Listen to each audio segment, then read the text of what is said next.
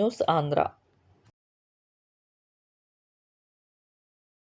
తిరుపతికి చెందిన జనసేన నేత కిరణ్ రాయల్ మీద ఒక మహిళ ఆరోపణలు చేసిన నేపథ్యంలో జనసేన పార్టీకి ఆయన దూరంగా ఉండమని ఈ పార్టీ ఆదేశించింది. ఇది అందరూ స్వాగతించాలి. కిరణ్ రాయల్ గారు వైసీపీ నేతృత్వంలో అనేక పోలీసు కేసులు, గృహ నిర్బంధాలు ఎదుర్కొన్నారు. ఆయన ఫోన్లు కూడా పోలీసులు అక్రమంగా సీజ్ చేశారు.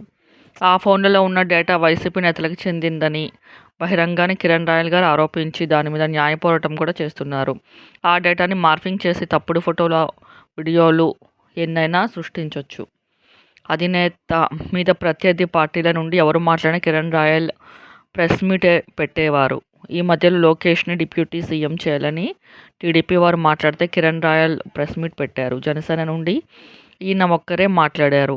పార్టీ నుండి మాట్లాడాల్సిన పదవుల్లో ఉన్నవారు కూడా మౌనం వహించారు. ఇటువంటి నేతకి పార్టీకి దూరంగా ఉండమని ఆదేశించినప్పుడు ఆయన ప్రత్యామ్నాయం కూడా చూపాలి.